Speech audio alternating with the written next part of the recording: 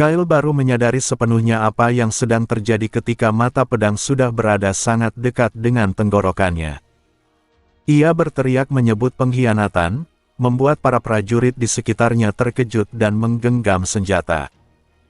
Namun, kehadiran Baxter dan para ksatria yang mengelilinginya terlalu menekan, sehingga para prajurit ragu dan mundur. Kyle menatap Baxter dengan penuh amarah dan menggertakkan gigi, menuduhnya melupakan kebaikan ayahnya. Baxter menanggapi dengan dingin bahwa ia adalah ksatria kekaisaran, dan kesetiaannya hanya kepada kekaisaran, bukan kepada Lord Hendrake. Hubungannya dengan keluarga Hendrake hanyalah hubungan kerja semata. Meski begitu, Baxter merasa tidak nyaman harus mengarahkan pedangnya pada Kyle. Baxter menyuruh Kyle menyerah dengan tenang, menyebut itu satu-satunya cara untuk menyelamatkan dirinya. Ia ingin mencegah pengepungan yang akan menghancurkan tanah dan menumpahkan darah, karena baginya ini bukan pertarungan kehormatan, melainkan konflik yang tercipta akibat manipulasi pihak tercela. Ia berjanji akan berusaha agar Kyle mendapat pengampunan, meski kemungkinan besar wilayahnya tidak dapat dipertahankan. Kyle, seolah pasrah, menurunkan tangannya. Namun ia masih sempat mempertanyakan tuduhan, ketidakmampuan mental. Reaksi Baxter yang goyah menunjukkan bahwa tuduhan itu bukan sekadar formalitas. Salah satu ksatria berbisik bahwa Baxter memang tidak tahu, yang justru menegaskan tuduhan tersebut. Kyle merasa tuduhan itu paling tidak adil, tetapi ia tidak diberi kesempatan untuk membela diri. Tangannya diborgol, dan Baxter memerintahkan seorang ksatria untuk menyampaikan kabar penyerahan diri Kyle kepada Count Reinhardt dan para Holy Grail Knight, sambil menegaskan bahwa musuh sebenarnya berada di dalam kastel. Saat itulah Raella muncul dengan suara nyaring. Baxter langsung bersikap waspada dan memerintahkan penangkapannya, menyebutnya sebagai penyihir Red Chalice. Ia sebenarnya telah lama menyelidiki Raella sejak kematian Lord sebelumnya dan mengetahui keterlibatannya dengan Red Chalice Club. Namun, untuk menanganinya, ia perlu menjatuhkan Lord yang telah dimanipulasi terlebih dahulu. Raella menanggapi tuduhan itu dengan senyum. Di belakangnya berdiri Black Knight, yang awalnya tidak dicurigai para ksatria. Namun dalam sekejap, Black Knight menghunus pedangnya. Dua ksatria tewas seketika, tubuh mereka terbelah dengan kejam sebelum sempat bereaksi. Baxter terkejut dan baru menyadari bahwa Black Knight itu adalah Owen, ksatria yang seharusnya sedang sakit dan yang pernah ia latih sendiri. Tanpa sepatah kata, Owen menyerang. Baxter mengangkat pedangnya dan bertahan, tetapi dalam pertukaran serangan cepat, ia hanya mampu menahan dua tebasan pertama. Tebasan ketiga menghantam pahanya dan menjatuhkannya. Owen kemudian memenggal kepala Baxter tanpa ragu. Kepala itu menggelinding di hadapan para ksatria, prajurit, dan Kyle, membuat semua terpaku. Owen menatap para ksatria, yang langsung menjatuhkan senjata dan menyerah, diikuti para prajurit. Raella mendekati Kyle dan dengan nada manis menyatakan bahwa ia telah menyelamatkannya. Saat itu Kyle akhirnya memahami makna peringatan Baxter bahwa menyerah adalah satu-satunya jalan untuk hidup, tetapi semuanya sudah terlambat. Di luar kastel, Reinhardt menunggu kabar dari Baxter. Ia menyesal karena tidak ada respons dan menyadari bahwa penyelesaian damai mungkin terlalu optimistis. Pasukan Reinhardt belum cukup kuat untuk pengepungan penuh. Ia masih berharap kondisi di dalam kastel akan memaksa Kyle membuat pilihan bijak. Harapan itu runtuh ketika Owen muncul di atas tembok dan mengumumkan kematian Baxter serta menantang para penyerang. Wajah Reinhardt memucat. Gerbang kastel terbuka, dan para ksatria Hendrake menyerbu keluar, menghancurkan barikade yang belum selesai. Bentrokan terjadi seketika. Pasukan Reinhardt terpukul mundur, banyak prajurit tewas dalam serangan mendadak, dan medan perang berubah menjadi kekacauan. Reinhardt menyaksikan dengan ngeri ketika kesatrianya sendiri dikalahkan secara brutal. Lawan mereka tampak gila, mata memerah, dan bertarung dengan kekuatan yang tidak wajar. Seorang ksatria Hendrake menyerbu Reinhardt dengan niat membunuh. Pada saat genting itu, Ishak muncul menunggang kuda hitam besar dan menabrak ksatria tersebut hingga terjatuh. Ia lalu menginjak kepala lawannya dengan kuku kuda sampai tak bergerak lagi. Ishak memerintahkan Reinhardt untuk bangun, bahkan menamparnya agar sadar. Ia membantu Reinhardt naik kembali ke kuda dan bersiap mundur. Para ksatria Hendrake kembali menyerang. Ishak memanggil Hezabel secara mental, dan panahnya menembus mata kuda musuh, menjatuhkan beberapa penyerang. Namun para ksatria Hendrake bangkit lagi seolah tidak merasakan sakit dan menyerang dengan kegilaan yang sama. Ishak menyadari mereka jelas berada di bawah kendali atau pengaruh sesuatu, kemungkinan besar obat terlarang. Saat dikepung, ia bersiap dan mengaktifkan teknik pedang jarak dekatnya, Avalanche Swordsmanship. Ledakan dahsyat terjadi, melemparkan para ksatria ke segala arah dan menghancurkan sirah mereka. Ishak merasakan bahwa kekuatannya kini jauh lebih besar dari sebelumnya, melampaui apa yang pernah ia rasakan saat berburu serigala. Teknik pedang Ishak yang sebelumnya hanya membentuk 3 lintasan kini berkembang menjadi 5. Daya hancurnya bukan hanya mampu membelah sirah baja, tetapi juga menciptakan ledakan suara yang cukup untuk memekakkan telinga dan membuat beberapa ksatria tertegun. Hal itu membuktikan ucapan Gebel bahwa teknik tersebut sangat cocok untuk pertempuran jarak dekat, meski efektivitasnya masih sedikit di bawah saat digunakan oleh Gebel sendiri. Ishak menduga bahwa pengalaman tempur yang tanpa sadar telah ia kumpulkan memperkuat teknik tersebut. Dampak balik pada tubuhnya tetap tak terhindarkan, namun tentakel-tentakel yang melilit tubuhnya di balik zirah berfungsi sebagai bantalan, mengurangi beban benturan. Meski tubuhnya terasa seperti akan hancur, Ishak justru tersenyum, menyadari bahwa semua ksatria di sekitarnya kini menatapnya. Ia mengangkat pedangnya dan menantang mereka untuk maju.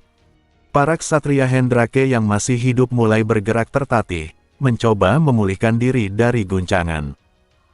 Salah satu yang terdekat menyerbu dengan mengayunkan flail, namun pada saat itu terdengar derap kuda keras. Ksatria Reinhardt menyerbu masuk.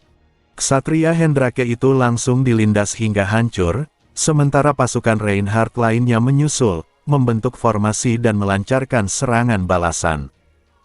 Pasukan Reinhardt tidak runtuh meski diserang mendadak. Berkat kepemimpinan dan latihan yang konsisten, mereka berhasil mengatur ulang barisan. Peran Ishak yang mematahkan momentum lawan menjadi kunci, karena tanpa dirinya, pasukan Reinhardt tidak akan mampu bangkit dari kekacauan awal. Seiring berjalannya waktu, ksatria Hendrake yang meski dipenuhi kegilaan dan kekuatan abnormal namun berjumlah sedikit dan tak terorganisasi mulai terdesak. Kapten ksatria Reinhardt memastikan keselamatan sang kaun. Reinhardt sendiri masih terguncang dan menunggangi kuda hitam Ishak, belum sepenuhnya pulih. Ishak memerintahkan agar Reinhardt ditarik mundur sementara pertempuran diselesaikan.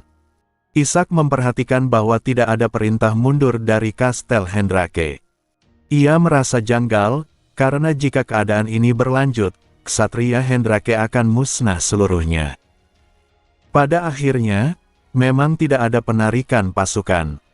Sebagian besar ksatria Hendrake tewas atau tertawan, termasuk para pemimpin mereka. Sementara itu, di dalam Kastel Hendrake, entitas yang telah disusupkan Ishak mulai bergerak. Sejak percobaan pembunuhan terhadap Hezabel, Ishak tidak tinggal diam. Ia menyadari keterlibatan Red Kalis di balik serangan tersebut dan diam-diam menyusupkan Sihilrat ke dalam kastel. Perang Ishak telah dimulai bahkan sebelum pengepungan terlihat jelas. Sihilrat bersembunyi di dalam kastel dan menyaksikan langsung konflik antara Baxter dan Kyle, termasuk saat Owen memenggal kepala Baxter. Setelah pemberontakan dipadamkan, Kyle tampak kembali berkuasa, namun jelas bahwa kekuasaan sejati berada di tangan Rhaella. Zihilrat mengawasi Raela, mengetahui bahwa ia adalah pusat kendali. Saat Owen mengirim para ksatria yang setengah gila keluar kastel untuk menyerang Reinhardt, Ishak telah memantau segalanya melalui kemampuan pengamatannya. Ia sengaja menunggu hingga Raela memperlihatkan jati dirinya sepenuhnya. Untuk menyelidiki lebih jauh, Zihilrat membutuhkan bentuk manusia. Ia menemukan tubuh Baxter yang dibuang ke sebuah lubang. Dengan kemampuan under the skin, Zihilrat mengonsumsi bagian dalam tubuh itu dan mengenakan kulitnya sebagai cangkang. Dengan helm dan perlengkapan yang berserakan, Zihilrat menyamar sebagai prajurit biasa dan berhasil masuk ke dalam kastel tanpa dicurigai. Zihilrat mengikuti seorang sersan ke aula perjamuan, tempat sebagian besar prajurit Hendrake berkumpul. Kyle tidak hadir. Kendali telah beralih sepenuhnya kepada Owen dan Raela. Raela kemudian maju ke depan. Begitu ia berdiri, aula menjadi sunyi. Ia berjalan tanpa alas kaki di hadapan para prajurit dan berbisik agar mereka memuja. Keheningan mutlak menyelimuti ruangan, hingga detak jantung dan aliran darah terasa bergema di seluruh kastel. Darah mulai menetes dari celah-celah dinding dan batu, mengalir seperti hujan. Para prajurit terbasahi darah dan menatap Raela dengan mata gila. Zihilrat merasakan dorongan ilahi yang kuat dan hampir kehilangan kendali hingga Ishak memperkuat ikatannya. Raela memerintahkan agar daging musuh disajikan dan cawan diisi darah. Setelah hujan darah berhenti, para prajurit berubah menjadi makhluk yang dipenuhi kegilaan dan nafsu tempur, sama seperti ksatria yang menyerang Reinhardt sebelumnya, namun dengan kegilaan yang lebih dalam. Ishak menyadari pertempuran ini belum berakhir. Setelah pertempuran, Reinhardt memutuskan menghentikan pengepungan sementara. Ia mengalami guncangan hebat dan kehilangan hampir separuh pasukannya. Meski demikian, situasi Hendrake jauh lebih buruk karena kehilangan hampir seluruh ksatria mereka.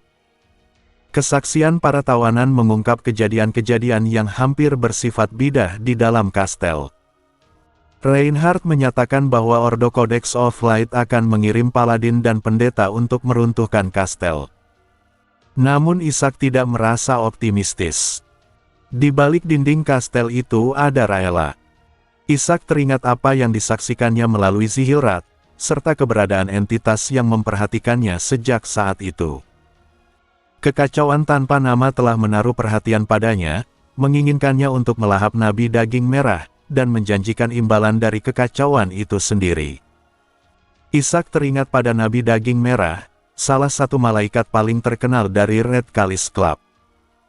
Dalam hierarki malaikat, terdapat malaikat dasar yang diciptakan langsung oleh dewa dan malaikat bernama yang memperoleh nama karena pencapaian besar dalam sejarah. Nabi Daging Merah termasuk malaikat bernama dan merupakan yang paling aktif dalam Red Chalice Club. Ia dikenal bergerak melalui konspirasi dan organisasi rahasia, sehingga keberadaannya jarang tampak jelas. Ishak, yang pernah memilih iman Red Chalice, memahami betul pengaruh luas yang dimilikinya, sekaligus mengetahui kelemahannya. Nabi Daging Merah bukan tipe yang terlibat dalam pertempuran langsung. Meski malaikat terlemah sekalipun sulit dilawan manusia, Ishak mengetahui bahwa Nabi Daging Merah dapat dilemahkan jika dipaksa bertarung. Namun, ia juga menyadari bahwa mengalahkan atau membunuh malaikat sepenuhnya adalah hal yang mustahil.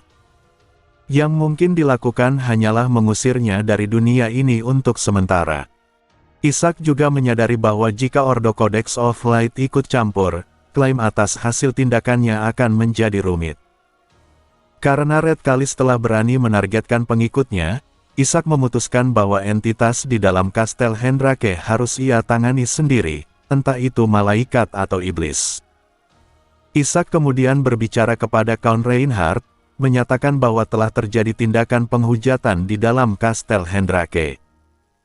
Meskipun Kyle Hendrake pantas dihukum, para pelayan dan prajurit di dalam kastel hanyalah orang-orang biasa yang terjebak.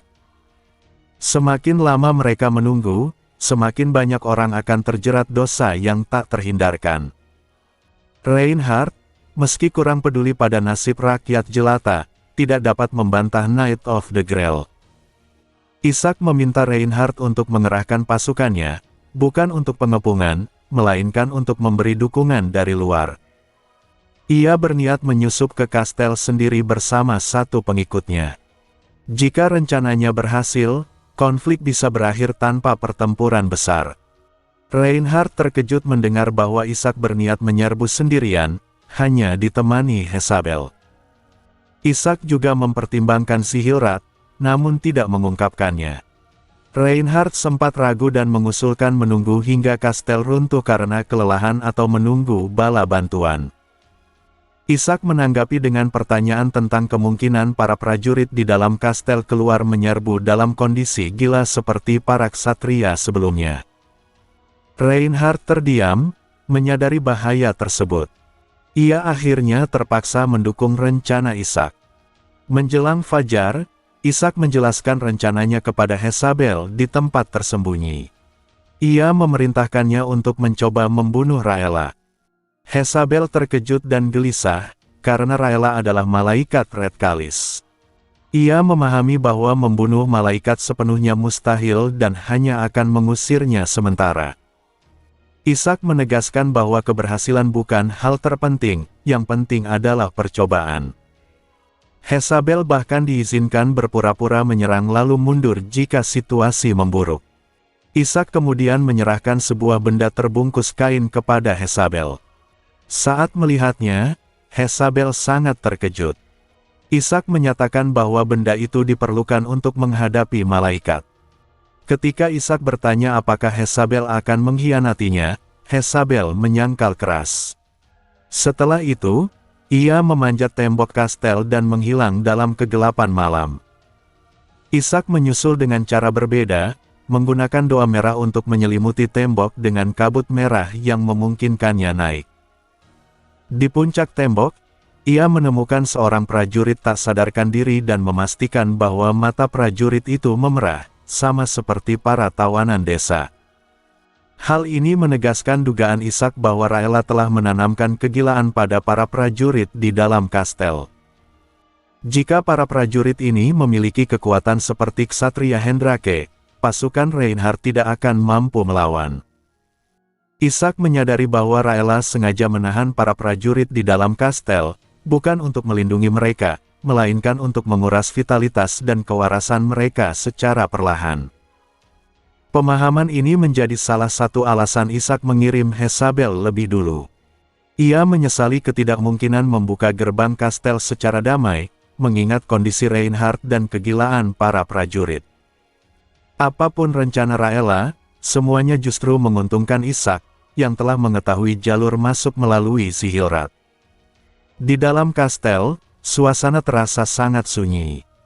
Hampir tidak ada prajurit yang berpatroli, sesuatu yang janggal bahkan saat fajar. Keheningan itu menimbulkan firasat buruk. Saat mendekati gerbang dalam, Isaac dihentikan oleh sosok Owen, wakil komandan Ksatria Hendrake, yang diselimuti kabut hitam.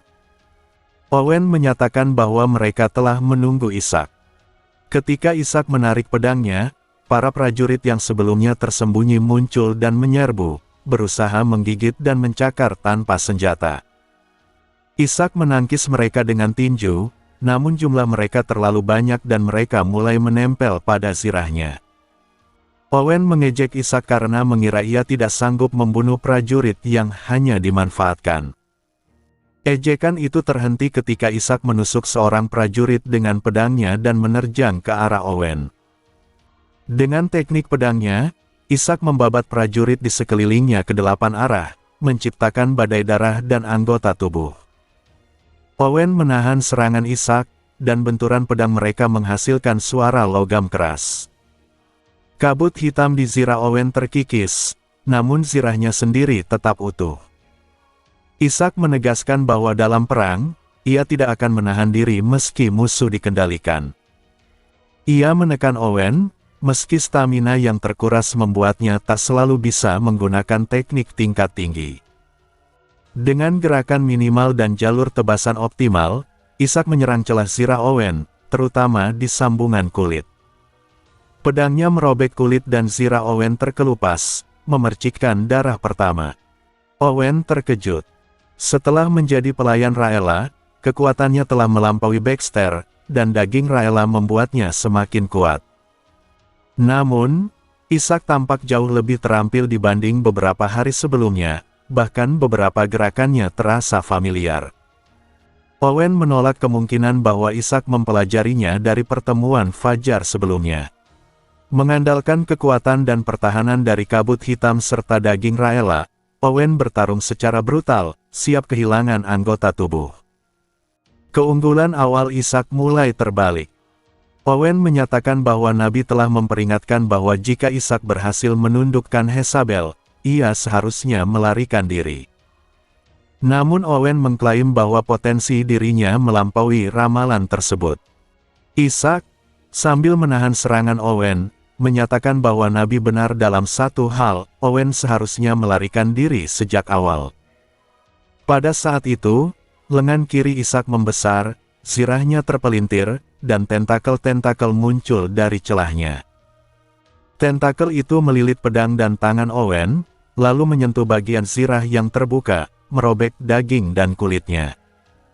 Owen mencoba mundur, namun Isaac memperpanjang tentakel-tentakelnya ke berbagai bagian tubuh Owen dan menariknya dengan kekuatan luar biasa. Dalam kepanikan, Owen menyadari kemungkinan mengerikan dan menuduh bahwa Isaac bukan Paladin Codex of Light. Isaac hanya tersenyum, menyiratkan bahwa jawabannya sudah jelas tanpa perlu diucapkan. Owen sama sekali tidak mendengar jawaban Isaac. Sejak kecil, sejak pertama kali menggenggam pedang, ia mengagumi para ksatria Holy Grail. Namun bakatnya terbatas. Ia tidak cukup berbakat untuk bergabung dengan Ordo Paladin maupun ksatria kekaisaran. Ia hanyalah pemuda daerah yang mewarisi pedang dan zirah dari ayahnya, dan itulah batas kemampuannya. Segalanya berubah ketika Raela menggoda Owen dengan janji kekuatan ilahi seorang Paladin, memberinya kekuatan dan bakat yang melampaui batasnya. Meski menempuh jalan yang tercela, kekagumannya terhadap ksatria Holy Grail tidak pernah palsu. Bahkan saat berhadapan sebagai musuh, ia merasa puas bisa bertarung setara dengan seorang ksatria Holy Grail muda seperti Isaac. Namun kini, Owen sibuk menahan tentakel-tentakel yang terus menyerangnya. Tentakel itu keras dan sulit dipotong. Bahkan jika terpotong, potongannya menempel di zirahnya seperti lintah, menggigiti dan melubangi baja. Kabut hitam pelindung yang menyelimuti zirahnya pun tak berguna, seolah ikut dimakan oleh sesuatu yang lebih gelap. Owen menyadari bahwa kekuatan yang ia pinjam dari Red Chalice adalah sesuatu yang jauh lebih mengerikan daripada yang ia pahami. Ia bahkan tak yakin apakah itu bisa disebut iman, atau justru monster. Saat sebuah tentakel menembus zirahnya dan merayap ke dalam betis hingga pahanya, rasa sakit menyadarkannya sepenuhnya. Ia harus menghentikan makhluk ini. Untuk pertama kalinya, tindakannya bukan sekadar mengikuti perintah, melainkan dorongan misi. Owen teringat Isaac yang berkelana sebagai Paladin Codex of Light, menerima pujian dan penghormatan.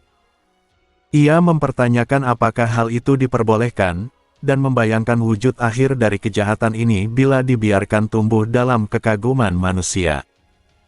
Yang berdiri di sana bukan lagi Owen sang ksatria hitam yang dikendalikan Red Chalice, melainkan bocah yang dulu mengagumi ksatria Holy Grail. Dengan tekad bulat, Owen menerjang tentakel-tentakel itu tanpa ragu, menyerang dengan seluruh kekuatannya. Pada saat itu, penglihatannya tiba-tiba gelap. Pedangnya menebas udara kosong. Darah membasahi wajahnya, namun mengusapnya tidak mengembalikan penglihatan. Ia merasakan sesuatu menggeliat di seluruh tubuhnya. Isaac memuji keberaniannya. Namun Owen tak dapat menikmati pujian itu. Ia mengayunkan pedangnya ke arah suara, namun tak mengenai apapun. Ia mendengar suara tubuhnya sendiri seolah dipenuhi benjolan yang tumbuh dan meledak. Isaac menjelaskan bahwa tubuh Owen telah diisi parasit dari luar dunia. Zirahnya memang kuat, tetapi daging di dalamnya rapuh. Owen menyadari parasit-parasit itu telah merayap ke matanya dan meledak keluar, merenggut penglihatannya. Ishak tidak membunuhnya. Ia menyatakan bahwa Owen akan lebih berguna setelah matang, mungkin seperti si Hilrat. Meski tak bisa bergerak, Owen bertanya apakah dirinya cukup menjadi ancaman dalam perjalanan mulia Ishak. Ishak menjawab samar bahwa ia cukup mengancam. Owen menyatakan ia akan terus menjadi ancaman. Setelah itu, kabut fajar di sekitar mereka berubah menjadi merah. Para prajurit yang tergeletak mulai tertarik ke arah Owen, baik yang mati maupun yang terluka, bahkan mereka yang masih berdiri di dekat gerbang. Tubuh-tubuh itu menumpuk dan melebur, hidup dan mati bercampur menjadi satu. Ishak menyadari bahwa semua itu menyatu dengan Owen sebagai pusatnya. Parasit-parasit yang sebelumnya ia tanam kini terkubur di bawah tumpukan ego dan daging yang tak terhitung. Ishak mengenali makhluk itu. Abomination. Makhluk pemanggilan tingkat menengah milik Red Kalis Club. Fakta bahwa Raela memberikan kekuatan ini menunjukkan tekadnya untuk menghentikan Ishak. Salah satu prajurit yang telah melebur ke dalam Abomination berbicara, menyatakan bahwa jika Ishak tak mampu melewati rintangan ini, maka perjalanannya berakhir di sini. Sementara itu, Jezabel menyusup menuju kamar Raela. Ia mengabaikan suara keributan di luar. Kamar Raela mudah dikenali karena satu-satunya yang masih diterangi cahaya saat fajar. Pintu kamar terbuka, namun Jezabel masuk dengan mengubah tubuhnya menjadi kabut merah. Kamar itu penuh barang mewah yang tak pantas bagi seorang pelayan. Raela berdiri di tengah ruangan, menatap kabut merah itu. Ia menyadari kehadiran Jezabel dan memuji penguasaan Red Prior-nya. Raela menjelaskan bahwa Red Prior adalah mukjizat ciptaan Nabi Daging Merah yang diwariskan pada garis keturunannya. Jezabel menunjukkan penghormatan seperlunya. Raela mengingatkannya bahwa ia bisa saja mencabut mukjizat itu dan menjatuhkannya dari jendela. Raela kemudian menawarkan satu kesempatan terakhir. Ia meminta Jezabel melaporkan kepada Ishak bahwa Raela telah dibunuh, lalu menusuk Ishak dari belakang. Sebagai imbalannya, keluarga Gulmar akan tetap berada di bawah perlindungan Raela. Raela menekan Jezabel dengan kondisi keluarganya, ayahnya, dan kehancuran rumah bangsawan bila ia menolak. Jezabel ragu, menyadari bahwa pilihannya bisa menjatuhkan seluruh keluarganya. Akhirnya, Jezabel berlutut. Raela tersenyum, mengira Jezabel telah tunduk. Namun pada saat Raela hendak sepenuhnya menundukkannya, Jezabel berubah menjadi kabut merah dan menyerang. Serangan vampir yang seharusnya meluluhkan manusia dalam sekejap gagal. Raela mencengkeram leher Jezabel dengan kekuatan yang tak masuk akal. Mukjizat Jezabel dibekukan. Raela bertanya apa yang membuat Jezabel rela membuang segalanya demi Ishak. Saat Raela sedikit melonggarkan cengkeramannya, sesuatu keluar dari mulut Jezabel. Sebuah tentakel menembus mata Raela. Raela kehilangan kendali sesaat. Jezabel segera melepaskan diri dan menusuk jantung Raela berulang kali dengan belati, menghancurkannya. Jezabel terkejut betapa mudahnya hal itu terjadi. Ia menyadari bahwa Raela hanya bisa mencabut mukjizat dari iman Red Kalis, sementara mukjizat tentakel yang ia gunakan berasal dari iman yang dikumpulkan Ishak. Namun Raela tidak tumbang.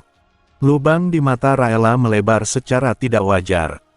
Jari-jari putih keluar dari dalam rongga itu, membuka jalan bagi sesuatu untuk keluar. Menyadari bahaya, Jezabel melarikan diri tanpa menoleh lagi. Ia berteriak memanggil Ishak sambil berlari di lorong kastel yang kini bergetar seperti jantung raksasa. Seluruh kastel seolah hidup. Di tengah pelariannya, ia bertemu Ishak yang juga berlari. Ishak menyatakan bahwa ia bukan datang untuk menyelamatkannya, melainkan juga sedang dikejar. Barulah Jezabel menyadari sumber getaran itu. Dari ujung lorong, massa daging raksasa memenuhi lantai dan langit-langit, melaju ke arah mereka. Jezabel pun berlari mengejar Ishak. Seorang prajurit tiba-tiba menerobos keluar dari lorong dan berusaha menggigit Ishak. Ishak menampar wajah prajurit itu dan terus maju tanpa ragu. Setelah Owen Renly menyerap para prajurit dan berubah menjadi monster daging raksasa, Ishak segera masuk lebih dalam ke kastel. Ia menilai ukuran makhluk itu terlalu besar untuk mengikuti ke dalam bangunan. Pada saat itu, Ishak mengira keputusannya tepat. Namun Owen tetap mengejarnya, memenuhi lorong-lorong kastel dengan daging yang membengkak dan menggeliat.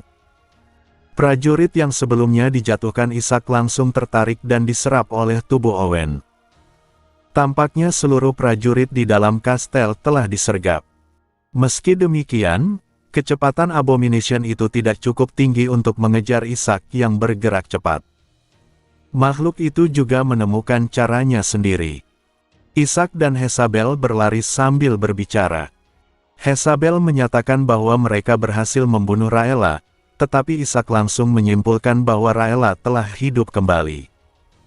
Ia menjelaskan bahwa Raela hanyalah wadah yang digunakan oleh Nabi Daging Merah.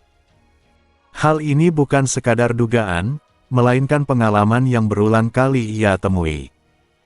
Ishak menyebutkan bahwa Owen berbeda dari pelayan biasa. Ia adalah kumpulan daging malaikat yang diisi secara massal, cukup kuat untuk digunakan lalu dibuang.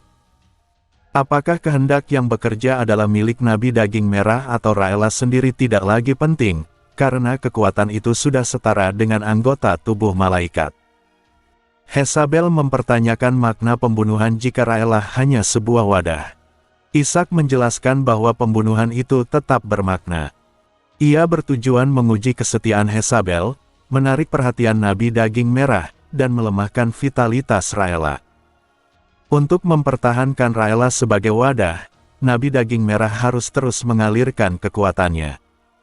Luka fatal yang diberikan Jezabel memaksa kebocoran kekuatan dalam jumlah besar. Ishak memuji Jezabel karena telah melampaui perintah. Jezabel kebingungan menerima pujian itu. Namun sebelum mereka dapat melangkah lebih jauh, mereka berhenti. Jalan di depan mereka menghilang. Lorong berputar secara tidak wajar, menutup seperti leher kantong. Ketika Ishak menoleh ke belakang, kegelapan dan kesunyian menutup jalan pulang.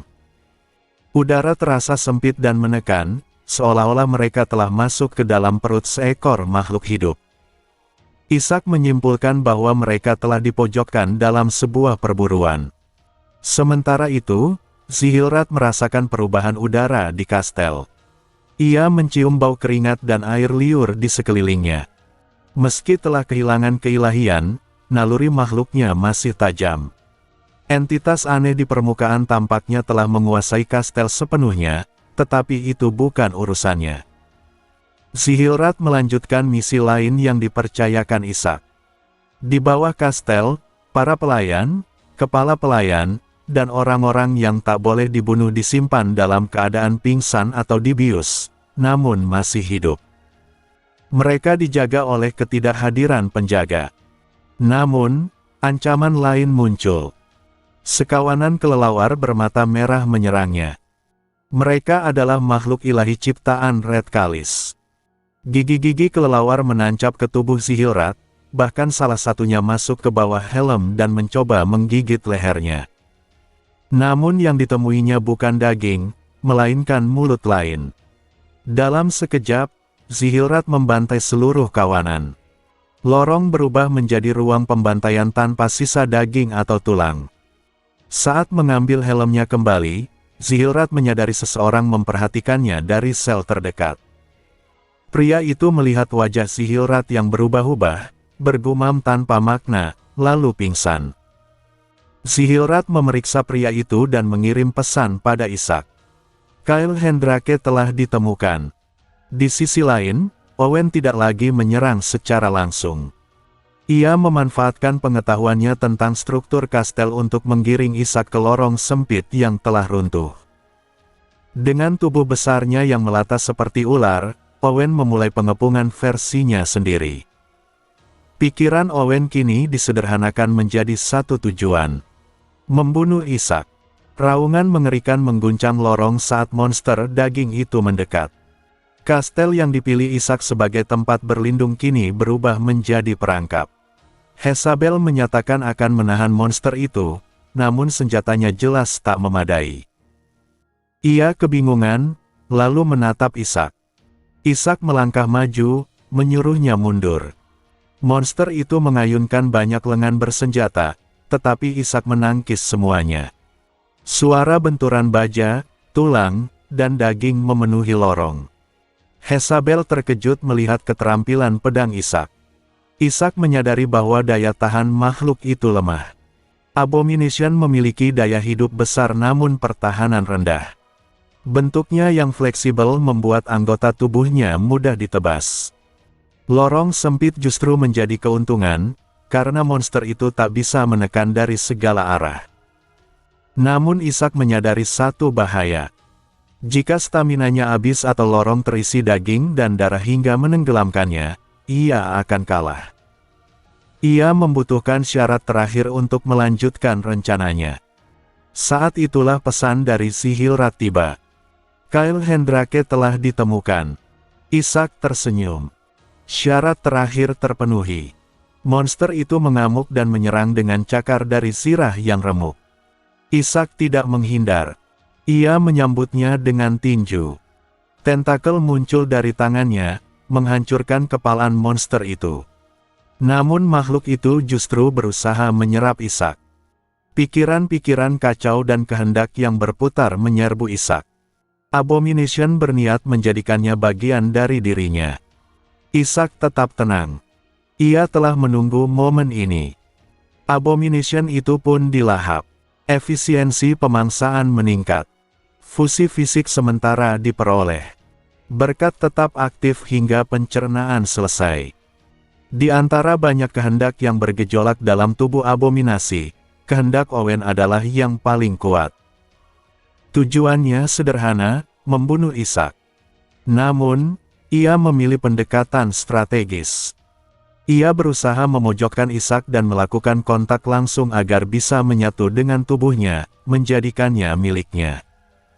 Bagi Owen, itu adalah pilihan yang lebih kejam daripada membunuh, mengubah ksatria cawan suci yang ia kagumi menjadi bagian dari dirinya. Ketika Ishak membalas serangan dengan tinjuan, Owen justru merasa senang dan menganggapnya sebagai kebodohan.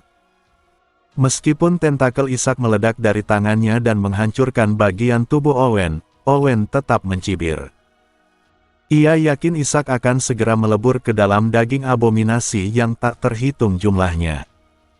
Abominasi telah menelan tangan kiri Ishak hingga ke siku. Namun, Ishak tetap mengamati dengan tenang. Owen tidak menyukai tatapan tanpa gentar itu, tetapi merasa semuanya akan berakhir begitu wajah Ishak ikut tertelan. Saat itulah Owen merasakan sesuatu yang aneh, rasa lapar yang kuat. Sebuah sensasi yang tidak seharusnya muncul dalam kehendak yang hanya dipenuhi amarah dan niat membunuh. Meski telah menyerap puluhan orang dan hampir seluruh lengan Ishak, rasa lapar itu justru semakin mengganas. Ishak lalu berbicara, memperingatkan bahwa memakan sembarangan bisa menimbulkan masalah. Tubuh abominasi langsung menggeliat. Owen menyadari tubuhnya tidak lagi bergerak sesuai keinginannya. Tubuh raksasa yang mampu mendorong tembok kini menyusut drastis. Naluri bertahan hidup mengambil alih, dan abominasi berusaha menarik diri, namun tidak bisa. Ia tidak mampu mundur dari bahu Ishak maupun melanjutkan serangan. Yang tersisa hanyalah rasa lapar yang semakin intens. Ishak memahami apa yang terjadi. Ia merasakan rasa lapar yang lama tak terpenuhi kini perlahan terisi. Di dalam tubuh abominasi, terjadi autophagy, proses ketika sel memakan dirinya sendiri untuk mendapatkan energi. Abominasi mengira telah menelan Ishak dan tentakelnya, padahal kenyataannya tentakel Ishaklah yang mengambil alih kendali dan memicu autophagy itu, sekadar untuk menjadi santapan harian. Owen menyadari kebenaran itu terlambat. Ia berteriak dan berusaha melarikan diri, Tetapi kehendak Ishak sepenuhnya telah menindih kehendak puluhan manusia di dalam abominasi. Kehendak itu lebih sederhana, lebih brutal, dan lebih mendasar, rasa lapar yang tak pernah bisa dipuaskan. Mulut yang digunakan Owen untuk berteriak justru mulai memakan dirinya sendiri.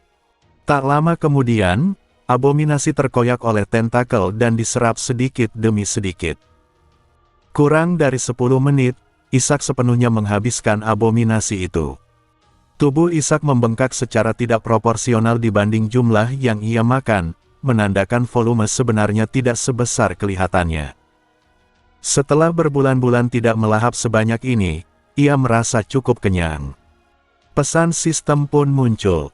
Abominasi telah dimakan dalam jumlah besar, efisiensi konsumsi meningkat, dan kemampuan physical fusion diperoleh sepenuhnya. Ishak menyadari hasil ini jauh lebih menguntungkan dari perkiraannya. Ia bereksperimen dengan tentakelnya dan menyadari bahwa meski tidak bisa sepenuhnya melarutkan tubuh lawan menjadi miliknya seperti abominasi, ia mampu membentuk bagian tentakel menjadi struktur tertentu, seperti gigi atau tanduk. Setelah Owen diselesaikan, perhatian Ishak beralih pada Raela. Namun saat ia menoleh ke belakang, yang tersisa dari Jezabel hanyalah noda darah basah. Menjelang fajar, sebelum matahari terbit, suasana masih gelap gulita. Jezabel diseret ke tembok kastel oleh Raela. Dalam kegelapan, ia bisa melihat mata merah Raela dengan banyak pupil, mata milik nabi daging merah yang mengendalikan tubuh Raela sepenuhnya. Dengan gerakan kaku, Raela mencengkeram leher Jezabel dan mengangkatnya. Tubuh Raela sebenarnya telah mati, tetapi tetap bergerak karena kendali nabi daging merah. Ia mengatakan bahwa rasa hina diri Jezabel tidak terelakkan, mengingat asal-usulnya. Meski demikian, Jezabel tetap merasa jijik pada dirinya sendiri. Saat Ishak melahap Owen, Jezabel mendengar bisikan nabi daging merah. Aliran darah dalam tubuhnya dipaksa untuk mengaktifkan doa merah. Kehendaknya runtuh. Ia tidak mampu menolak karena kekuatannya terlalu lemah untuk melampaui keilahian seorang malaikat. Nabi daging merah menyatakan bahwa darah Jezabel berasal dari Gulmar dan cawan merah, dan darah itu tidak akan berubah meski hatinya menyimpang.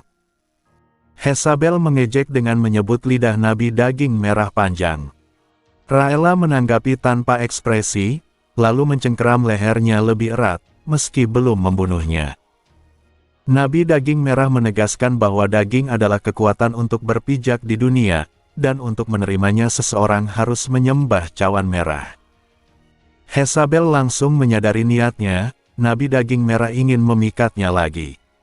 Raela menyimpan daging dengan kekuatan jauh melampaui yang diberikan kepada Owen. Tubuh Raela hanyalah wadah yang bisa dibuang, tetapi kehilangan daging ini berarti kehilangan kekuatan selamanya. Karena itu, nabi daging merah berniat meninggalkan tubuh Raela yang sekarat dan berpindah ke Jezabel. Ia membujuk Jezabel, menjanjikan pengampunan bagi rumah Gulmar, pemulihan kehormatan, dan penerimaan karena telah memakan daging malaikat. Raela membuka mulutnya lebar-lebar, memperlihatkan segumpal besar daging berdenyut yang mengeluarkan aroma manis memabukkan. Aroma itu menjanjikan surga kenikmatan yang ditawarkan cawan merah. Jezabel menatap daging itu dengan mata gemetar. Ketika daging itu menyentuh bibirnya, ia memejamkan mata dan menolak membuka mulut, meski darah terasa di bibirnya. Penolakan ini terasa mustahil bagi seorang vampir. Nabi daging merah merasakan firasat buruk. Namun ia tetap memaksa, membuka mulut Jezabel dan memasukkan daging itu, yakin bahwa begitu Jezabel merasakannya, ia akan menyerah. Upacara merah pun dipersiapkan untuk mengganti proksinya.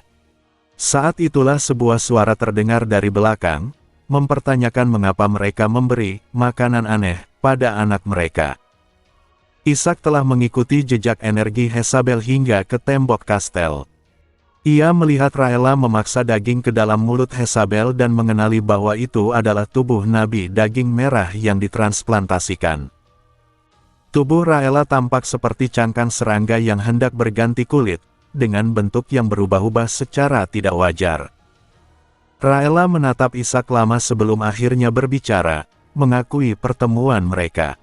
Ishak menanggapi dengan santai dan bercanda tentang rumor dirinya.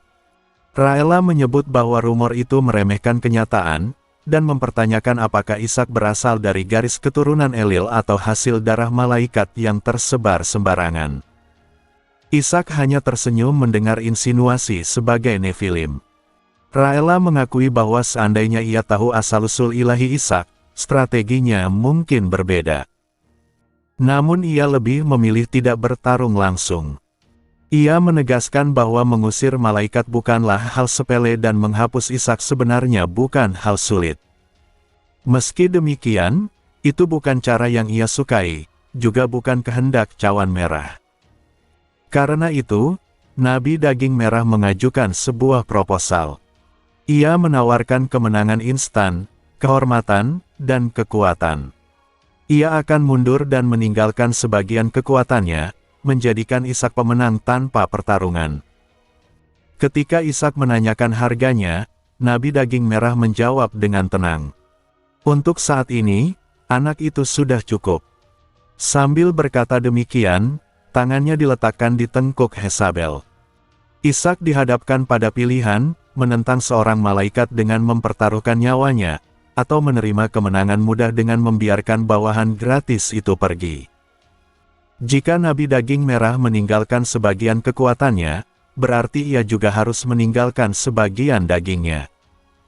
Dengan demikian, Ishak bisa menyelesaikan misi yang diajukan kekacauan tanpa nama. Kesepakatan ini juga tidak sepenuhnya buruk bagi Hezabel. Yang akan menanggung kehinaan dan kerugian hanyalah Nabi Daging Merah, dan ia jelas tidak ingin mengambil risiko berjudi secara sembrono. Secara teori, negosiasi sederhana ini akan menghasilkan keuntungan bagi kedua pihak. Ishak berpura-pura berpikir sejenak sebelum tersenyum dan mengusulkan sumpah atas nama iman. Raela membalas dengan senyum menyimpang dan berkata bahwa ia akan menunjukkan sesuatu sebagai tanda kesepakatan. Raela membuka mulutnya dan memperlihatkan sepotong daging merah yang mengeluarkan aroma manis. Ia mengambil daging itu dengan jarinya dan menyatakan bahwa itu adalah bagian dari tubuhnya, daging yang mengandung darah cawan merah. Ishak menurunkan pedangnya dan mendekat perlahan. Raela tetap diam, dengan tangannya masih diletakkan di kepala Hezabel. Saat Ishak meraih daging merah itu, tubuh Raela bergerak seolah telah menunggu momen tersebut. Daging itu meledak, menyemburkan darah ke seluruh tubuh Ishak. Ishak terlempar mundur, merasakan sengatan ringan seperti disengat lebah. Di bagian tubuh yang terkena darah, lepuhan muncul sejenak sebelum segera mereda. Racun itu seharusnya mampu meluluhkan tubuh manusia biasa dalam sekejap, namun bagi Ishak, efeknya hanya berupa rasa perih ringan. Raela justru terkejut. Wajahnya terbelah dari dagu hingga dahi, dan ucapannya menjadi tidak jelas karena lidahnya terbelah dua. Ishak melihat darah di pedang Raela menguap dan menyindir bahwa mereka memang tidak pernah saling percaya. Pada saat yang sama ketika darah meledak, Ishak juga telah mengayunkan pedangnya dengan tangan kiri. Pedang yang terbelit tentakel itu bergerak dari sudut yang tak terduga dan membelah wajah Raela. Ia sebenarnya berniat membelah tubuh Raela menjadi dua, namun hanya mampu melukai wajahnya. Suara Nabi Daging Merah bergema, mempertanyakan bagaimana Ishak masih bisa berdiri setelah terkena darah tersebut. Ishak menjawab bahwa di dalam tubuhnya mengalir sesuatu yang tak kalah beracun dari darah Raela. Darah yang disebarkan Raela memang mengandung racun ilahi dari cawan merah, tetapi Ishak telah melahap Zihirat, dewa wabah. Ketahanannya terhadap kekuatan ilahi, terutama yang berkaitan dengan wabah, sudah sangat tinggi. Ditambah lagi, ia telah memakan banyak abominasi dan memiliki kemampuan regenerasi, sehingga racun Raela hampir tidak berpengaruh. Ishak tidak berniat berlama-lama berbicara. Ia segera meloncat dari benteng dan bergerak cepat. Raela mengamuk dan mengayunkan lengannya, melukai dirinya sendiri hingga darah menyembur. Dari darah yang tersebar, tumbuh penghalang duri raksasa yang tidak hanya bertahan, tetapi juga menyerang, berusaha menusuk Ishak. Nabi daging merah menantang Ishak karena berani menentang seorang malaikat. Duri-duri merah menyapu wajah Ishak. Ia menyadari bahwa meski Nabi daging merah bukan tubuh utama, ia tetaplah seorang malaikat dan ahli strategi. Dalam kondisi saat ini, Ishak hampir mustahil menang kecuali syarat tertentu terpenuhi. Raela merobek kedua lengannya, menumpahkan lebih banyak darah, dan duri-duri itu membelit benteng seperti semak yang terus menyerbu Ishak. Ishak menangkis duri dengan tenang sambil menunggu kesempatan. Nabi daging merah yakin Ishak masih menyembunyikan kekuatan sejatinya, kekuatan yang telah menundukkan Jezabel dan Owen yang diperkuat. Karena itu, ia menyerang dengan sangat hati-hati, menolak menggunakan seluruh kekuatannya sebelum Ishak memperlihatkan semuanya. Namun kegelisahan mulai muncul. Langit semakin terang. Malam adalah milik cawan merah, tetapi siang adalah milik Codex of Light. Raela mengancam akan menghancurkan Ishak jika ia terus menahan diri. Semak duri itu tiba-tiba mengembang, membentuk tombak duri raksasa yang melesat ke arah Ishak. Menyadari tak ada pilihan lain, tangan kiri Ishak bergerak aneh. Tentakel muncul, melilit dan merobek tombak duri itu, sementara pedangnya diayunkan. Dengan teknik pedang tingkat lanjut yang ia kuasai, luka-luka pada duri yang terbelah memungkinkan tentakelnya masuk dan membelah tombak itu dari dalam. Tentakel-tentakel itu meledak keluar, menyemburkan darah merah ke udara. Nabi daging merah gemetar. Ia akhirnya mengenali hakikat Ishak. Semua menjadi masuk akal, penaklukan Jezabel, kekalahan Owen, dan fakta bahwa Ishak tak pernah menggunakan mukjizat Codex of Light. Ia menyadari bahwa sesuatu yang seharusnya telah membusuk masih bertahan hidup. Raela memusatkan seluruh perhatiannya pada Ishak dan mulai mengerahkan seluruh kekuatannya. Ia mengungkap keterkejutannya bahwa benih tersebut tersembunyi di bawah peran seorang penjaga mercusuar. Ishak mendekat tanpa menggunakan tentakel. Ia justru menarik kembali semuanya ke dalam tubuhnya dan mengangkat pedangnya tinggi-tinggi. Nabi daging merah terdiam sejenak, tidak mengerti maksudnya. Saat itulah mata Raela merasakan sakit terbakar. Matahari pagi telah terbit. Ia berpura-pura terkejut dan menutup mata, menduga Ishak akan menyerang memanfaatkan cahaya matahari. Duri-duri kembali muncul dari darah di benteng, tetapi duri itu tidak mampu menembus sirah Ishak dan justru bengkok atau terpental. Baru saat itu Nabi daging merah menyadari kehadiran Count Reinhardt dan pasukannya di bawah benteng, yang sebelumnya tersembunyi dalam bayangan lembah. Tatapan banyak saksi melemahkan kekuatan Nabi daging merah. Kekuatan cawan merah paling kuat dalam kegelapan dan kerahasiaan, dan cahaya serta keterbukaan justru meredamnya. Dalam keadaan terdesak, ia melancarkan serangan terakhir. Namun tubuh Ishak bergerak dengan cara yang tidak wajar. Ia menggunakan teknik pedang lanjutan yang dipelajarinya dari Owen, memungkinkan tubuhnya bergerak seolah dalam dua arah sekaligus. Duri menembus salah satu bayangan geraknya, tetapi tebasan yang lain tak terhentikan. Pedang Ishak berkilat di bawah sinar matahari dan menebas leher Raela. Bahkan sebelum pedang menyentuh, Nabi daging merah sudah menyadari bahwa lehernya terputus. Rasa panas membakar menyebar. Dengan mata ungu yang aneh, Ishak menatap Raela dan menantangnya, menanyakan siapa yang sebenarnya akan hancur seperti nyamuk. Raela terhuyung dan bersandar di benteng. Kepalanya miring dan terlepas, jatuh menggelinding ke bawah. Para prajurit Reinhardt terdiam, lalu bersorak ketika melihat kepala Raela, benteng yang dililit duri merah, dan Ishak berdiri sebagai pemenang. Di mata mereka, sebuah legenda lama hidup kembali, ksatria cawan suci yang membasmi penyihir jahat. Sorak-sorai dan pujian membanjiri Ishak. Ia merasakan sesuatu yang hangat mengalir ke dalam dirinya, iman. Iman murni dari pemujaan orang-orang jauh lebih kuat dibandingkan yang pernah ia rasakan sebelumnya. Namun Ishak tidak mengendurkan kewaspadaan. Ia menggenggam pedangnya lebih erat dan menatap ke depan. Menurutnya, pertempuran yang sebenarnya baru saja dimulai. Raela tetap berdiri meski kepalanya telah terputus. Darah menyembur tanpa henti dari lehernya.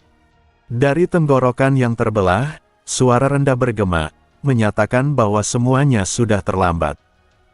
Nabi Daging Merah mengejek gagasan bahwa memutus leher cukup untuk mengalahkannya. Kulit Raela mulai bergerak sendiri, seperti balon kempis yang dipakai sesuatu dari dalam. Kulit itu terkelupas, dan dari dalamnya muncul sosok merah setinggi hampir 3 meter.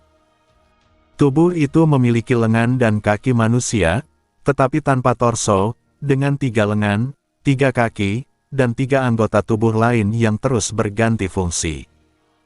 Sosok itu grotes namun anggun, mengerikan namun indah. Itulah wujud malaikat yang mewakili keilahian cawan merah di dunia. Nabi Daging Merah. Nabi Daging Merah menyatakan bahwa Raela telah tiada dan telah diundang ke perjamuan cawan merah. Sosok malaikat itu berdiri berjinjit, tubuh raksasanya bertumpu dengan angkuh saat menunduk ke arah Ishak. Ia tidak memiliki mata. Yang tampak hanyalah anggota tubuh yang terus melintir dan bergerak. Ia menyatakan bahwa tempat itu akan menjadi aula perjamuan yang baru, sementara sebuah lidah yang seolah tak mungkin berasal dari mulut manapun menjulur dan menjilat sekeliling. Ishak mengerang pelan. Ini adalah pertama kalinya ia benar-benar melihat malaikat, dan tekanan yang ia rasakan berada di tingkat yang sama sekali berbeda dari dewa-dewa kuno yang kekuatannya telah meredup. Kesenjangan antara manusia dan malaikat terasa mutlak, dan ini bahkan belum kekuatan penuh sang malaikat. Sorak-sorai para prajurit di bawah benteng telah menghilang, digantikan oleh keheningan berat. Mereka juga merasakan kejanggalan yang muncul di hadapan mereka. Semua prajurit yang menatap Nabi Daging Merah mencium bau darah, dan sebagian menyadari darah mengalir dari hidung mereka. Hanya dengan memperlihatkan wujud aslinya, Nabi Daging Merah telah mengguncang dan menyesatkan pikiran manusia. Jika ia mau, ia bisa dengan mudah mengubah mereka semua menjadi gumpalan daging. Namun, Nabi Daging Merah tidak bertindak gegabah. Ia mengingatkan Ishak bahwa matahari pagi bukan hanya masalah baginya, tetapi juga bagi Ishak. Senjata terkuat Ishak adalah tentakelnya, namun di bawah sinar pagi dan di hadapan begitu banyak orang, ia tidak bisa menggunakannya tanpa menampakkan dirinya sebagai monster lain. Ishak tidak ingin membuka jati dirinya atau terlibat dalam kehancuran bersama. Ketika Ishak tetap diam, Nabi Daging Merah tertawa sinis. Ia telah menampakkan wujud sejatinya dan bergerak seolah tidak peduli lagi. Dengan gerakan anggun seperti balet, ia memutar kakinya dan menghantam Ishak hingga terpental. Ishak menyadari pedang penghakiman di tangannya terbakar hebat lalu mulai larut. Mukjizat yang tertanam di pedang itu terkikis oleh tekanan sang malaikat. Sebaliknya, hanya luka setipis rambut muncul di kaki Nabi Daging Merah, dan luka itu segera sembuh. Namun, kulit merahnya mulai mengering di bawah sinar matahari.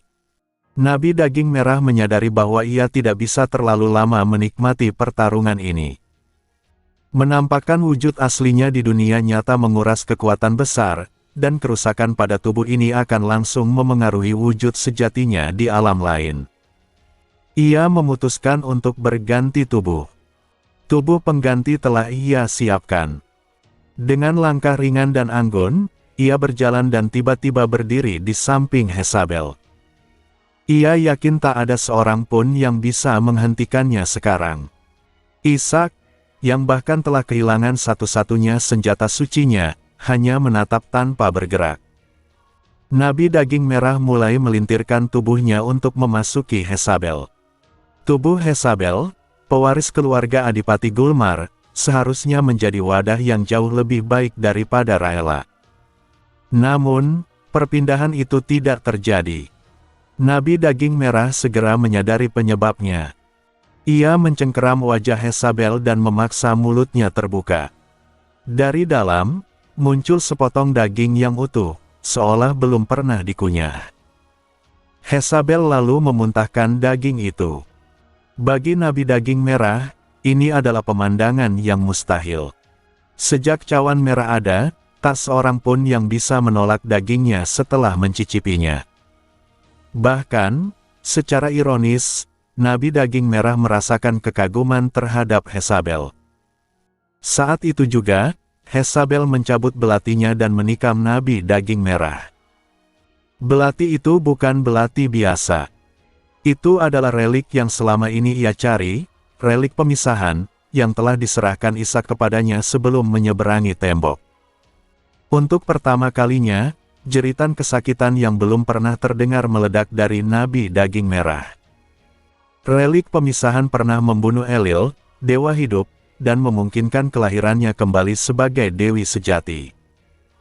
Jika yang tertusuk hanyalah tubuh pinjaman, dampaknya kecil, tetapi bagi makhluk mitologis yang merupakan perwujudan iman itu sendiri, luka tersebut bersifat fatal.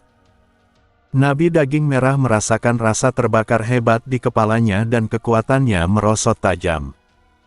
Untuk pertama kalinya, ia merasakan krisis dan keinginan untuk melarikan diri. Meski esensinya akan aman jika mati di sini, luka relik pemisahan akan meninggalkan bekas yang sulit disembuhkan. Namun, Ishak tidak berniat membiarkannya pergi. Dengan niat membunuh yang tajam, Ishak menerjang dalam 3 langkah, menggenggam pedang penghakiman yang kini berkarat. Nabi daging merah meremehkan senjata itu dan menangkisnya. Namun, bila pedang justru menembus kulitnya sedikit.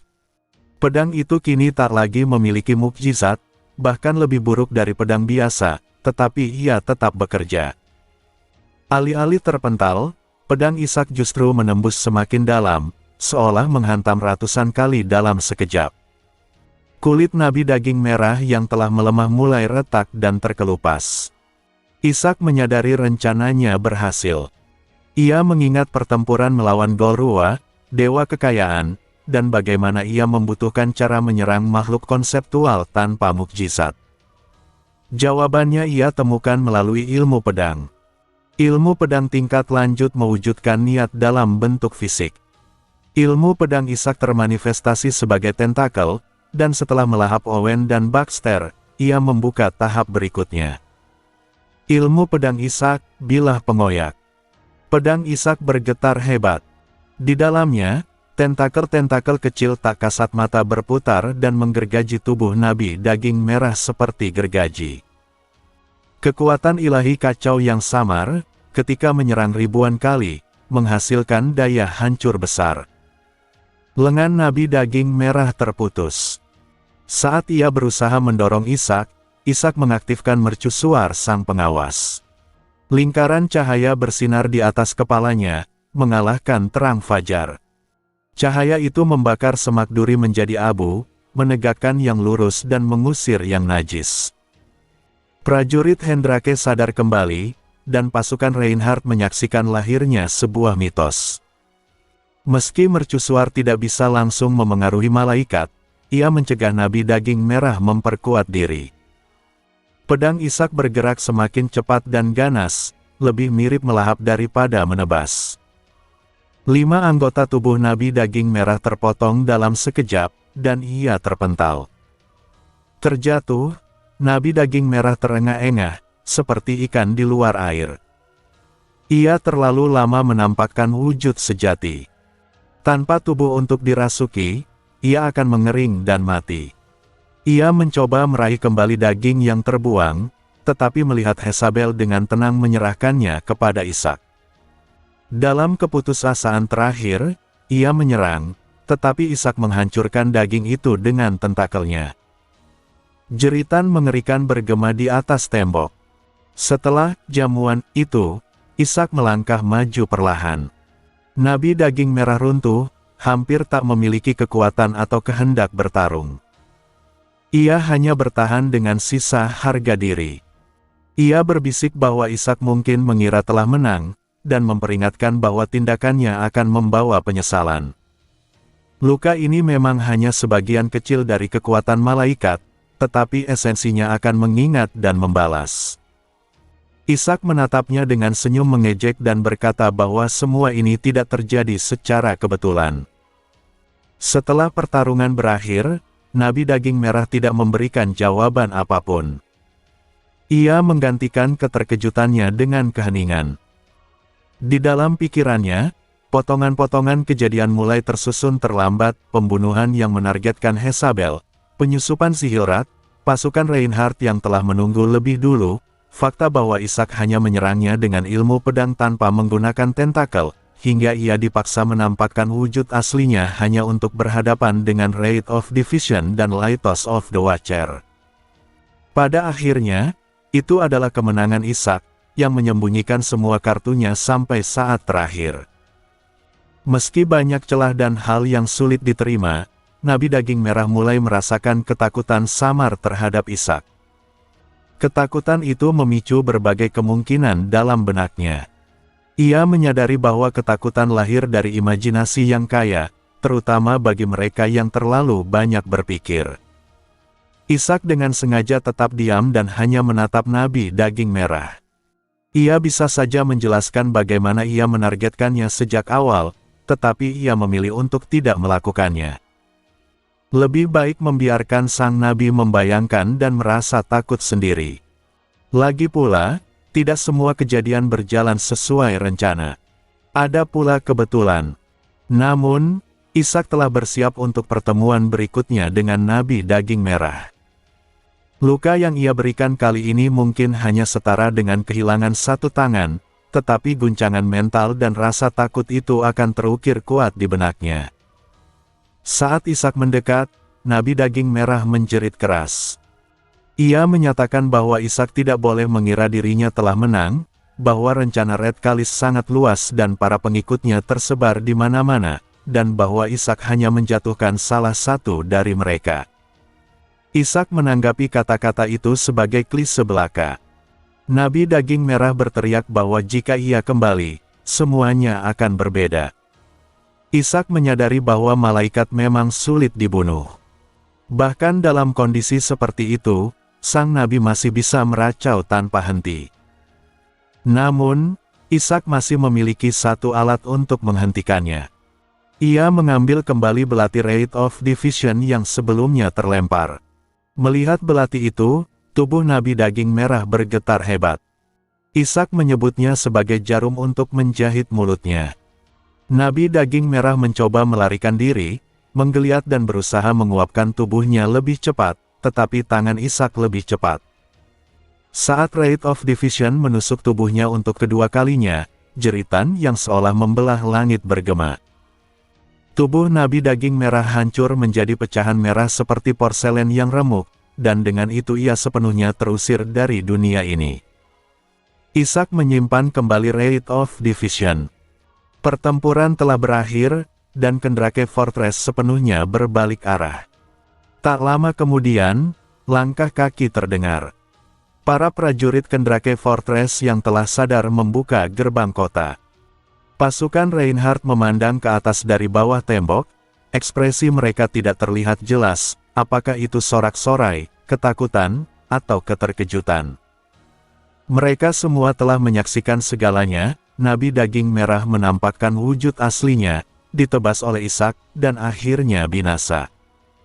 Suasana di antara para ksatria dan prajurit sangat berbeda dibandingkan sorak-sorai sebelumnya. Seorang ksatria di barisan depan berlutut di hadapan Ishak. Disusul olehnya, para prajurit lain ikut berlutut. Penduduk yang keluar karena keributan, prajurit Kendrake Fortress yang baru sadar, dan bahkan Jezabel yang berkontribusi paling besar, semuanya berlutut dalam keheningan. Ishak merasakan iman mengalir ke dalam dirinya. Itu bukan sekadar pujian untuk seorang pahlawan, melainkan pemujaan terhadap sosok yang menakjubkan. Ia menerima hasil konsumsi daging merah. Efisiensi konsumsinya meningkat berkat Dead God's Intestine. Kekuatan mukjizat dari iman Red Kalis meningkat secara permanen dan signifikan, begitu pula kekuatan mukjizat secara keseluruhan. Ia memperoleh perk Red Worship yang meningkatkan pesonanya di hadapan massa. Berkat tersebut akan bertahan hingga sepenuhnya tercerna. Setelah situasi terkendali, Ishak mengamati pembersihan benteng dari atas tembok. Pasukan Reinhardt menundukkan prajurit Kendrake Fortress dan mengamankan bukti. Para prajurit Kendrake sudah melemah secara fisik dan mental, sehingga tidak ada perlawanan berarti. Ishak mulai merangkum hasil pertempuran. Konsumsi daging merah meningkatkan kekuatan iman Red Kalis sekitar 20%, hasil yang lebih baik dari perkiraannya. Mukjizat Red Prayer dan Blood Sucking, yang sering ia gunakan, kini jauh lebih kuat. Mukjizat lain meningkat sekitar 10%. Hanya dengan konsumsi, ia memperoleh manfaat besar. Perk Red Worship menjadi satu-satunya kemampuan non-tempur yang ia dapatkan, meningkatkan kemampuannya memengaruhi massa, sesuai dengan sifat malaikat konspirasi dan penipuan. Namun pencapaian terbesar adalah hadiah dari Chaos tanpa nama. Ia memperoleh hak untuk memperkuat atau menggabungkan satu mukjizat dari iman Nameles Chaos. Hadiah yang sangat langka dan berpotensi melampaui peringkat S hingga X, namun juga merepotkan. Mukjizat Nameles Chaos hampir tidak dikenal, sehingga hasil penggabungan sulit diprediksi. Meski begitu, Ishak menilai lebih baik melakukannya daripada tidak sama sekali. Ia telah memutuskan untuk memperkuat Touch of Chaos, meski penggabungannya dengan kemampuan lain masih perlu dipikirkan lebih lanjut. Saat ia berpikir, Reinhardt datang menghampiri dan memberi hormat dengan penuh penghormatan, berbeda dari sikapnya sebelumnya. Reinhardt kini memperlakukan Ishak seolah atasan. Ishak menahan rasa bangga dan segera kembali bersikap rendah hati sebagai Grail Knight. Ia menanyakan perkembangan pembersihan. Reinhardt melaporkan bahwa semua mayat telah ditangani, jalur utama diperbaiki, dan para tahanan di ruang bawah tanah ditemukan. Ia kemudian melaporkan bahwa Lord Kyle Hendrake ditemukan dalam kondisi terguncang mental. Posisi Kyle Hendrake berada di wilayah abu-abu. Kejahatannya banyak, tetapi keberadaan Nabi Daging Merah di wilayahnya memberi alasan bahwa ia mungkin telah dimanipulasi oleh kekuatan yang jauh lebih besar. Siapa yang berhak menentukan hukuman Kyle menjadi masalah, dan satu-satunya yang memiliki wewenang moral adalah Ishak. Ishak memutuskan untuk menunda penilaian. Ia meminta agar Kyle Hendrake dilindungi sebagai saksi penting dan menyatakan akan melanjutkan penyelidikan atas bukti bidah yang berkaitan dengan Raela, sembari menunggu kedatangan para inkuisitor. Ishak kemudian menggeledah kamar Raela, namun hampir tidak menemukan apapun. Hal itu tidak mengejutkan, mengingat Red Kalis adalah iman konspirasi dan rahasia. Bahan-bahan mencurigakan memang ada, tetapi tidak cukup sebagai bukti kuat. Ia menyadari pasti ada alasan mengapa Raela menjadikan wilayah ini sebagai basis. Immortal Order dan Red Kalis Club telah memilih wilayah Hendrake sebagai tempat kelahiran dewa baru. Selain itu, mereka juga membangkitkan dewa-dewa kuno. Dari dokumen distribusi Lorakus yang ditemukan, Ishak melihat nama-nama wilayah seperti Seor dan Ariet, serta daerah perbatasan lain yang ia kenali sebagai lokasi suaka. Ia menyimpulkan bahwa tempat-tempat itu mungkin dijadikan titik penghubung untuk kebangkitan dewa-dewa kuno. Namun, keterlibatan langsung seorang Archangel tetap terasa berlebihan. Ishak kemudian mempertanyakan kembali asumsi dasarnya. Ia teringat bahwa di awal permainan, dewa-dewa kuno hanyalah bos lapangan atau monster bernama. Ia pun menyadari kemungkinan lain, mungkin tujuan sebenarnya bukan membangkitkan dewa-dewa kuno, melainkan mengalahkan mereka setelah bangkit untuk menyerap kekuatan mereka. Ishak memikirkan hipotesis Ancient God XP teori dan menilai teori itu sangat masuk akal. Dalam permainan, Para dewa kuno tidak pernah benar-benar memengaruhi alur utama dunia dan hanya berfungsi sebagai sumber pengalaman dan item yang cukup bagus.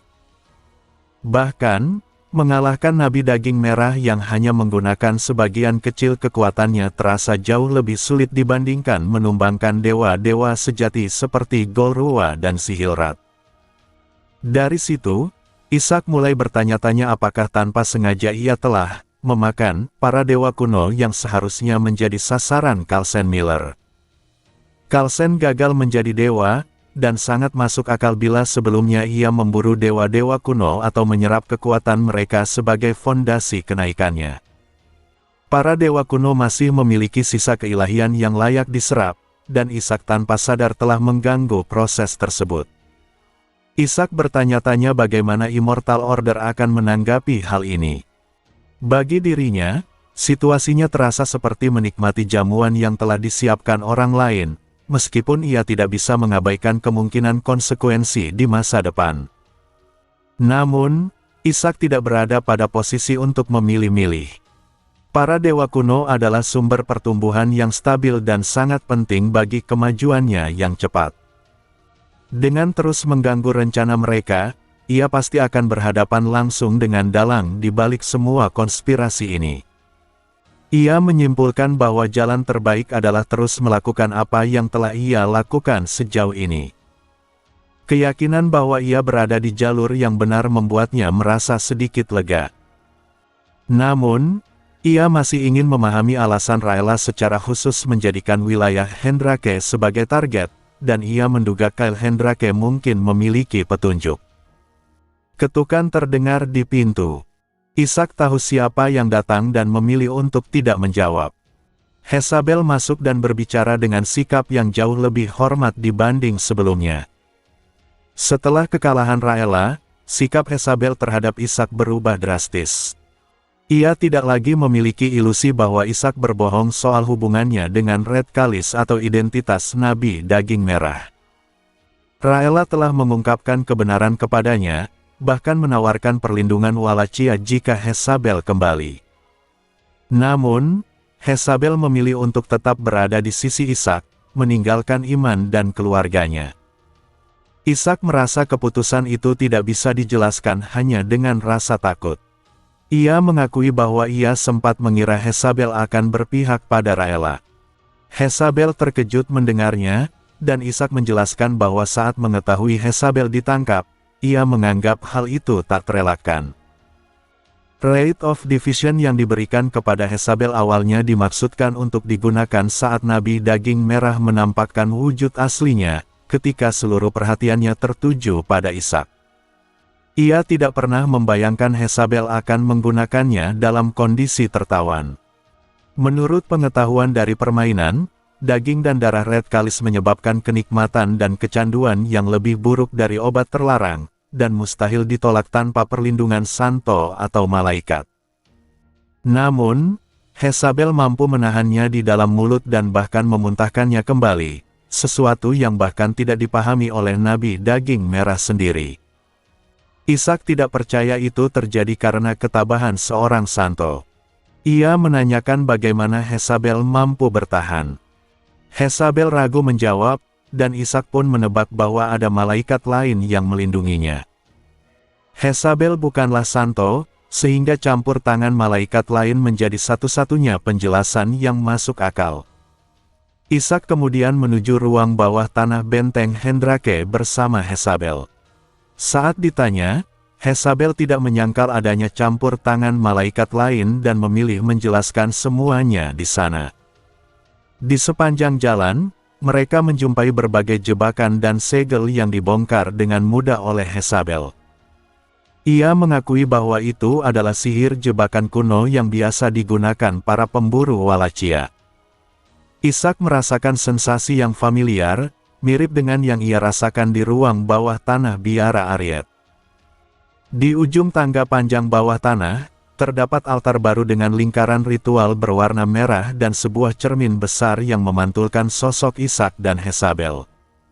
Awalnya Ishak mengira itu adalah sanktuari, tetapi ia segera menyadari sesuatu yang hilang, iman. Suara asing menjawab pertanyaannya tentang Sanktuari. Bukan suara Jezabel. Tanpa kehadiran fisik siapapun, Jezabel tiba-tiba roboh dan tertidur seolah diputuskan kesadarannya. Suara itu menjelaskan bahwa mereka mencoba menciptakan Sanktuari, tetapi gagal karena kekurangan sumber daya. Ishak menyadari sumber suara tersebut berasal dari cermin. Pantulan dirinya berbicara sendiri. Ia segera mengenali keberadaan malaikat lain dari Red Kalis, Mirror Handmaiden, utusan dan suara Red Kalis yang dikenal menjerumuskan raja, pahlawan, dan pendeta besar ke dalam kehancuran. Mirror Handmaiden mengakui bahwa ketertarikan Red Kalis terhadap Ishak semakin besar. Ketegangan yang dirasakan Ishak berbeda dari saat menghadapi Nabi Daging Merah. Jika Nabi Daging Merah bergerak melalui konspirasi langsung, Mirror Handmaiden mewakili kehendak Red Kalis itu sendiri. Ishak mempertanyakan mengapa Red Kalis mencampuri urusan malaikatnya sendiri. Mirror Handmaiden menjawab bahwa ada kepentingan yang lebih besar. Ia menyatakan bahwa Red Kalis tidak berniat memusuhi Ishak. Ishak mengaktifkan Eyes of Chaos untuk memahami kebenaran di balik kata-kata itu. Informasi tentang Mirror Handmaiden muncul terhapus, seolah disegel. Ketika Ishak memaksakan kekuatannya, cermin retak dan pecah. Mirror Handmaiden tetap berbicara dari pecahan cermin, menyatakan bahwa pendekatan yang lebih lembut seharusnya lebih baik. Ia mengungkapkan bahwa Red Kalis menginginkan Jezabel tetap berada di sisi Ishak karena mereka menaruh harapan besar padanya. Cara kerja Red Kalis bukan ekspansi terbuka, melainkan menempel pada sistem yang sudah mapan, sebagai penasihat, pendamping, atau murid, untuk menyebarkan pengaruh secara diam-diam. Ishak menyadari bahwa Jezabel adalah jerami yang diikatkan kepadanya. Mirror Handmaiden menegaskan bahwa kesetiaan Jezabel bukan paksaan, melainkan pilihan pribadinya, dan Red Kalis hanya membiarkannya pergi. Red Kalis percaya Ishak akan menjadi sosok besar. Jika itu terjadi, Jezabel yang berada di sisinya sejak awal akan memperoleh posisi penting. Ishak memahami bahwa kata-kata Mirror Handmaiden tidak mengandung kebohongan. Ia kemudian bertanya mengapa mereka tidak menghentikan Nabi Daging Merah sejak awal. Jawabannya sederhana, jika Ishak mati, berarti itulah batas kemampuannya. Mirror Handmaiden mengungkapkan bahwa Nabi Daging Merah akan terus menjadi ujian bagi Ishak. Red Kalis akan menyembunyikan hubungan mereka, sementara sang nabi tetap menjadi harta karun yang bisa memperkuat Ishak. Mereka masih memiliki banyak hal untuk ditawarkan. Ishak menerima logika itu. Ia tidak keberatan memanfaatkan situasi ini, meski sadar bahwa para dewa selalu siap berkhianat jika diperlukan. Namun, ada satu hal yang masih mengganjal, identitas Ishak sebagai pemilik iman Chaos tanpa nama, yang sangat dibenci Red Kalis. Mirror Handmaiden menjawab bahwa aliansi ganda adalah hal biasa bagi mereka. Ishak pun mengajukan satu syarat sebelum menerima tawaran itu. Setelah semuanya selesai, Jezabel terbangun di sebuah sanktuari aneh yang penuh denyut daging dan jantung yang berdegup di altar. Ia merasa tenang dan menyadari bahwa sanktuari itu diciptakan oleh Ishak, untuk Ishak. Ishak mendekatinya dan mengajukan satu pertanyaan terakhir sebelum memutuskan mempertahankannya di sisinya. Ia bertanya mengapa Jezabel memilih tetap bersamanya, padahal ia tidak bisa menawarkan apapun. Jezabel terdiam sejenak, lalu menjawab bahwa ia ingin berada di pihak pemenang. Itulah prinsip yang diajarkan kepadanya sepanjang hidupnya.